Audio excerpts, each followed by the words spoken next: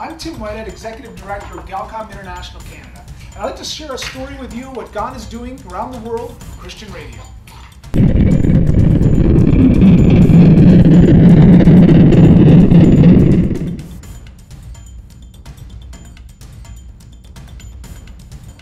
In 2008, Galcom founder Alan McGuirl and technician David Caseman traveled to the island of Ponape in Micronesia to install a radio station for Pacific Aviation Ministries missionaries Nob and Sylvia Kalau.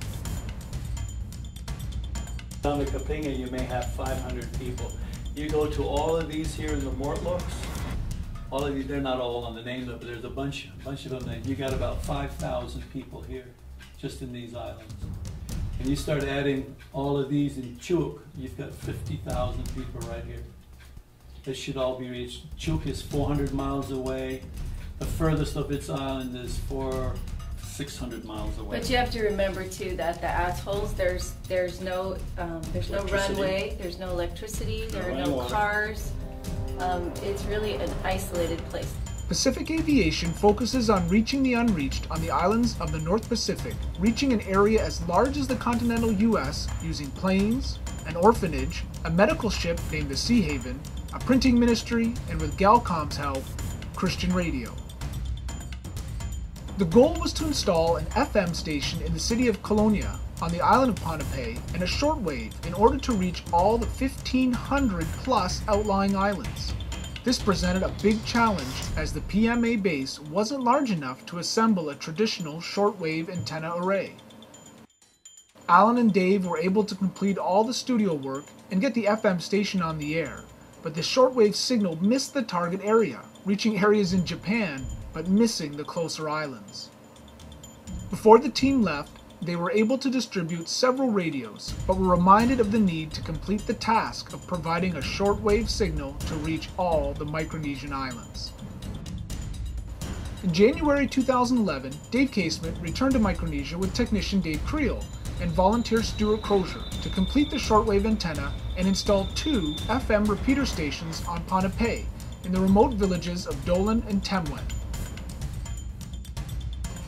The conditions on the island of Ponape presented many challenges and unique conditions, from the heat and high humidity affecting gear to geckos, ants, and other unwanted guests making homes in some equipment. With God's help, the team was able to overcome all the challenges, completing the 2 FM repeater stations and assembling the complex shortwave antenna right over top of the PMA compound. One of the great blessings of the project was the help of volunteer Stuart Crozier. Although he wasn't a radio engineer, his PhD in mathematical engineering was a great asset. But more than that, his servant attitude, doing whatever he could, was a big reason the project was completed in time. And what are you doing, Stuart? Just running some power cords, wiring a receiver, an exciter, and an amplifier all together. And Stuart has learned the difference between an exciter and a transmitter. I still don't know what SWR means, but I know it's supposed to be low. There you go. Actually, it's standing wave ratio. Standing wave ratio. There we go. And somehow it's related to the reflected power. That is true.